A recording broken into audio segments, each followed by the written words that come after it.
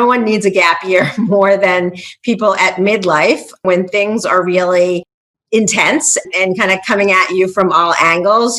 People and we kind of, roughly think of that from age 40 to 55, but it may extend longer than that depending where you are. But, for a lot of people, it's a time where if you have children, they're in high school or thinking about college, you're kind of in the thick of your career, and your parents may be aging. So there's a lot to manage. So we, kind of looked at that concept, like how can we help people kind of regroup to rejuvenate, because they're probably going to have a longer career. They're probably going to be working longer. Welcome to this edition of Retire Well, Retire Happy with your host, Annie Nelson. An Australian look at reinventing yourself for retirement and getting yourself retirement ready. It's always fascinating getting to know what people are getting up to in retirement, how they are supplementing their incomes, pensions, where they have chosen to live, how they are filling their time, what charities they are supporting, and what adventures they are having. And we'll also talk to experts in their fields, including investing, health, estate planning, financial advisors, and seniors healthcare. Hi, welcome back to the Retire Well, Retire Happy show with your host, Annie Nelson. And today we have a special guest. It's Lisette Smith. And Lisette is the Chief Operating Officer and a Senior Advisor to personal wealth clients at the Advisory Group of San Francisco. This is an independent financial advisory firm that manages $1 billion in assets. A pioneer of the Midlife Gap Year concept as part of the financial planning process, Lisette authored the firm's 16-page educational guide, The Midlife Gap Year, How to Take a Break and Still Feel Financially Secure, to inspire business owners and leaders to take a long-term view of their career and life fulfillment. Lisette's desire to help high-achieving Gen Xers plan for breaks stems from lessons learned from her own midlife transition of selling her wealth management firm to spend more time with her son, become a foster parent, and go back to school. Throughout her career, Lisette has been providing comprehensive financial planning and investment management advice to business owners and executives. Her favourite part of her work is helping clients explore possibilities in their financial lives and then, over time, seeing the life-changing difference her advice inspired. Welcome to the show, Lisette. Oh, thank you for having me. I appreciate being here. You're most welcome. It's a novel concept. I know people have heard of gap year before. What is the difference between a gap year and a midlife gap year to start with? And then we'll go on to how has been your experience with that? Right. Usually when you hear about a gap year, it's for people, kids graduating from high school and taking a year to kind of regroup before they start college. And kind of the way we're thinking about it is that it shouldn't just be for that group of people, that really no one needs a gap year more than people at midlife when things are really intense and kind of coming at you from all angles. People and we kind of, roughly think of that from age 40 to 55, but it may extend longer than that depending where you are. But, for a lot of people, it's a time where if you have children, they're in high school or thinking about college, you're kind of in the thick of your career, and your parents may be aging. So there's a lot to manage. So we, kind of looked at that concept, like how can we help people kind of regroup to rejuvenate, because they're probably going to have a longer career. They're probably going to be working longer. And we wanted to kind of give that some practical application. So that's kind of why we came up with the guide. In practice, we would have a lot of people in this time of their lives, kind of just peak busyness, come in and want to figure out how to retire early. I want to retire when I'm 55 or before I'm 60. And as people live longer, that becomes really challenging to be able to make the math work of working for 35 years and then being retired for 40.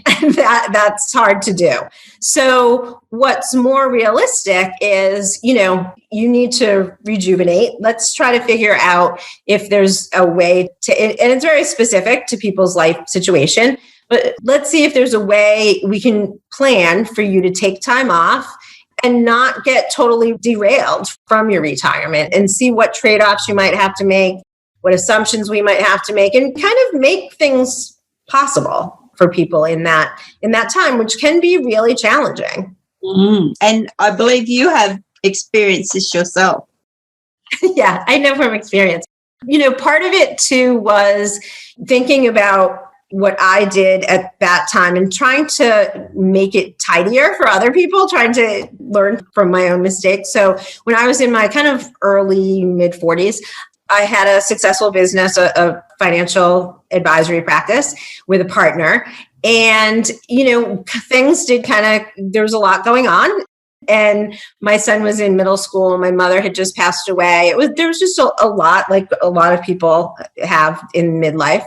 And I think just asking the question, again, that a lot of people in midlife ask about, is this what I want to do for the rest of my life? I had been an advisor since I got out of college, so 20 years or more. And at that time, I made the decision with my partner, my business partner, who had 2 young children at the time, to sell our business. And that all, went well. Although in retrospect, with some perspective, and in retrospect, I mean 5 or more years later, I did start to think maybe selling the business wasn't the right thing. Like maybe we could have made it work, taken time off. And so I kind of I have a fair amount of business owners as clients. The Gen Xers are very entrepreneurial. And I feel like maybe I can help them to not make it an either or, like see if you can take a break from your business, if you can plan that and get back to it if you want to when you get back. I mean, for me, it worked out. I did other things I wanted to do. And I went back to school and became a mediator for a while, which are very transferable skills to the advisory world. But I think just in general, I thought, there may have been different ways to do this. And I want to try to help people to really explore that. Well, you must be helping people with your Midlife Gap Year booklet that you've written. So have you got some examples of how people, of what they do when they're having their break? Yeah, it really is kind of a spectrum. I mean, we call it the Midlife Gap Year just to kind of give it a reference to something people may know what it is, but it can be shorter than that. Sometimes it's just a break and then people will go back to their job. So it's not to pivot from their career. And often it's a family experience if people, have kids that are not yet in college. So they kind of want to spend some quality time with their kids before they go off. We've been working with clients with this for a while, and we did the booklet before COVID. So at that time, it was more, some people would really choose to go either travel with their families or, relocate and, find a business opportunity somewhere else and maybe relocate for a few years. Actually, we had someone that relocated to Australia. But it can be as simple as really, taking time off and staying home and spending time with your family. And that's, there's a spectrum of how expensive it's going to be and how much we really have to plan for it. And so that's part of it. Sometimes people just want to change the pace of their life and slow down and not really get fully off track and travel for a year, but do something more, spend time with loved ones or get some education. They do want a career pivot. And so they might want to take time off for that break and get some training or see if they're really interested. Actually, we had a doctor who, medicine is a lot different than when he started. And he wanted to try just being a photographer for a while. And people sometimes just need to rejuvenate, honestly. And so there's a lot of experiences. Like there's experiences, we try to really work with our clients to drill down on some of those parameters, because the answer isn't always yes, or it might be yes, but, sometimes there are trade-offs, like how high of a priority is this for you? And, what might that look like later? So That's kind of the initial part is working through that and helping plan, because planning is a lot of the fun, right? When you're doing something like that. Yes. Well, it must be very interesting for you and so helpful for your clients. That I assume some people would really love what they're doing, but other people realise that they're making the most money from what they're doing, and it would be a trade-off. How could they afford to not do what that earns them the best money? Yeah, I mean, the ideal is really for people, and part of this was really informed by academic studies too. There's really more and more research about longevity and kind of the changing dynamics of work life. And people are, just don't get on track and work for the same company for 40 years. That really hasn't happened for a while. But even in terms of retirement, I think sometimes people in midlife are still kind of looking at their parents' retirement and thinking, I'll retire at 65 and then, or 67 it is now. But really, there's a lot of research about people happily working longer when they love what they're doing. And, certainly we have clients who are working well into their 70s who really enjoy what they're doing. Maybe they're not doing it at the same pace, but it gives them purpose. And, that's the ideal if you get that from your job. But that can't be the case for everyone. And if it's not, and you need to kind of rearrange things, that's what we want to try to enable for people, and really to help them achieve that, so that if they have a long life, they're not always looking forward to retirement. There are breaks along the way. So it's kind of a more holistic way of viewing it. It sounds very logical to slow down and take the time to smell the roses, so to speak, but they don't want to sacrifice their financial security, so there must be a bit of planning around all that. Yeah, there are definitely trade-offs. I mean, fortunately, many of our clients are successful people. They've worked hard. They have a lot to lose. There's some uncertainty. There's always going to be uncertainty, but we want to build it so that, because we can test different scenarios, there's always going to be assumptions, but we can do some testing so that they know, what the downside risk is, so they can enjoy their time off. We don't want them being worried about what they might come back to, or, so we want to get things in place. So oftentimes the trade-off is you may have to work longer at the end. Maybe you won't be retiring at 60 or 65. You're taking some time now, and then you may work longer than that, or, spend less. I mean, there's only so many levers to pull. The time that you're retired, how much you'll spend in retirement. So we kind of go through a 3-step process of assessing, all your resources. And some of your resources are like, what's your earning capacity later? How much will would you be able to earn if you had to? And then what you've saved so far, even if it's saved for retirement, like, could we use it ahead of time? What would be the cost of that? And then, for some people, the example I gave before about people traveling or going somewhere else, they may rent out their house when they're gone, for example. So that kind of helps offset the cost. In the Bay Area, in San Francisco, where we are, that's pretty common that people can find renters and use that income for some of their funding while they're doing that.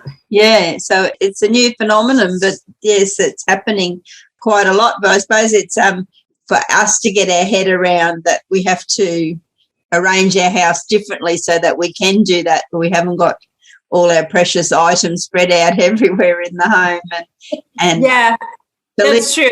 Well, that's kind of where the planning comes in, exactly, because I think sometimes people start out thinking, I don't want to do that. And that's kind of what I mean by trade-offs. Like, well, you don't have to, but, that is one way that it would make this a lot more secure, and it's up to you. But yeah, I mean, a family living in a house, like, you can kind of clean out a lot of your possessions and keep them off-site for that period. Yeah.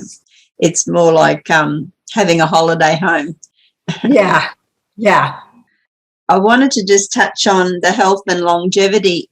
I can remember when our government brought in that you could retire at 55 if you wanted to, in that they would allow you to access some of your money that you'd stored away for your retirement. But things have changed a lot. I was at lunch recently with people I went to high school with, and the chap I was sitting next to is actually a stockbroker for Morgans, and he said that he's looking at 70 is his number when he's going to retire. And I think I'm starting to hear that more often because we are living a lot longer. So how do you plan for that longevity? Because I know a couple of people who've run out of money. I know one chap retired at 55 and he started getting problems in his 70s. And I know my aunt lived to 95 and she ran out of money at 90. Yeah. We definitely, avoid that. But that is an issue. And it's kind of coming up the number of years, and I don't have this off the top of my head, but the number of years that have been added to longevity over the past 50 years is dramatic. And it's also very, at least in this country, kind of segmented. We're fortunate in that we work with people usually on the higher socioeconomic part of the scale. And those people have even longer longevity. It's part of our inequity, but because of access to medical care and just overall good health, it becomes more of an issue, really. The longevity is significant there. And I think what you were saying earlier in terms of taking, in our case, Social Security, you do have access to it earlier. You do have access to it at 62, but the amount that it increases as you wait, it makes sense for people, if they can afford it, to wait later. So, you get more if you wait till 70, for example, to withdraw those funds, to start taking Social Security. And that's kind of a separate calculation that we do for people individually.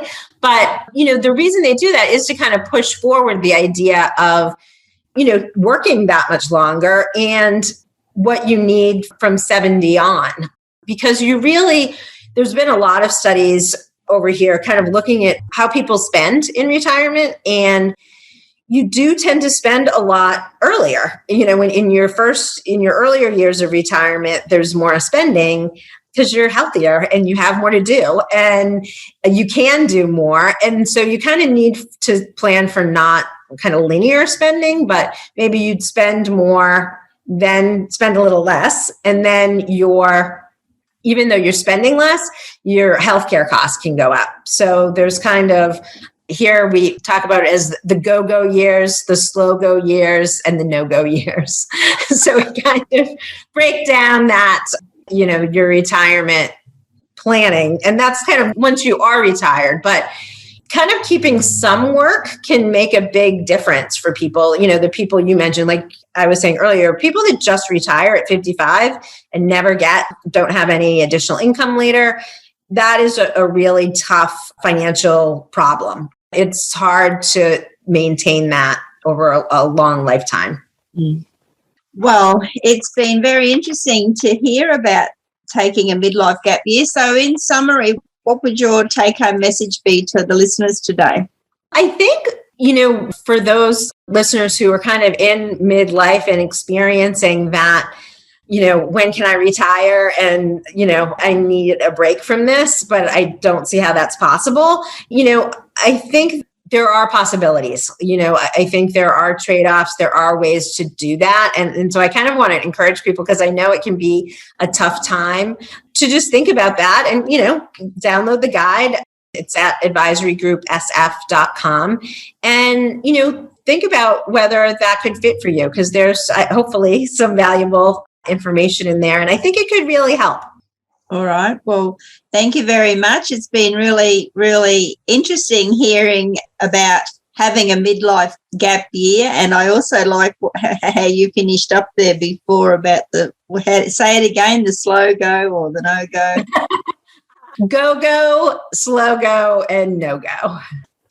Thanks very much for being on the show. And if they wanted to find out more about you, where would they go? So the website is Advisory Group. It's ADVISORY GROUP for San Francisco.com. And, you'll see information about me and our firm and, our services in general. All right. Well, thanks very much. It's been a pleasure having you on the show. This has been Lisette Smith, and you've been listening to Lisette and Ann Nelson from the Retire